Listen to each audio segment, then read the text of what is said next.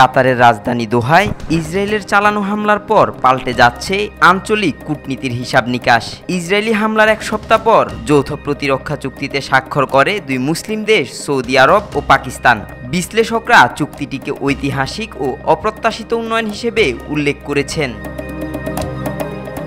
এই চুক্তি শুধু পাকিস্তান সৌদি সম্পর্ককেই নয়, বরং বিস্তৃত অর্থে দক্ষিণ এশিয়া এবং ইসলামী বিশ্বের স্থিতিশীলতা রক্ষায় কার্যকর ভূমিকা রাখতে পারে।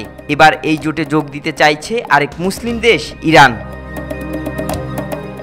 এই প্রস্তাবটি দিয়েছেন ইরানের সর্বোচ্চ নেতা আয়াতুল্লাহ আলী খামেনির শীর্ষ সামরিক উপদেষ্টা মেজর জেনারেল ইয়াহিয়া রাহিম সাফাভি।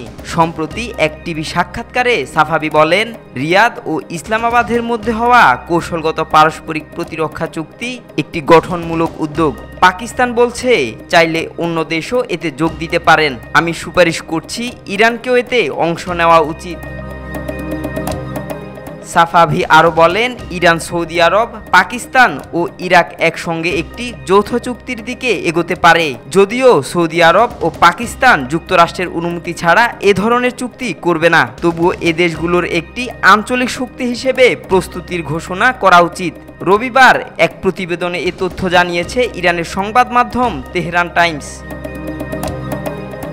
খামেনির উপদেষ্টা থেকে শুরু করে সামরিক নেতৃত্বের সর্বোচ্চ পর্যায় পর্যন্ত ইরান স্পষ্ট করেছে তারা আঞ্চলিক প্রতিরক্ষা ব্যবস্থায় সক্রিয় ভূমিকা নিতে আগ্রহী। ফলে বিশ্লেষকদের অনেকে মনে করছেন, যদি এই জোট সফলভাবে তৈরি হয় তাহলে এটি মধ্যপ্রাচ্য ও দক্ষিণ এশিয়ার কৌশলগত ভারসাম্য বদলে দিতে পারে। ইরান ও সৌদি আরবের মধ্যে বিভিন্ন ইস্যুতে মতবিরোধ ও দ্বন্দ্ব রয়েছে, তবে গালফ দেশগুলোর একাংশ যদি এ ধরনের আঞ্চলিক জোটে ভরসা করা শুরু করে তাহলে তাদের যুক্তরাষ্ট্রের উপর নির্ভরতা অনেকটাই কমে যাবে, যা কেবল আঞ্চলিক নয়, বিশ্ব রাজনীতিতেও বড় ধরনের প্রভাব ফেলবে। আব্দুল্লাহ আল নোমান, আজকাল।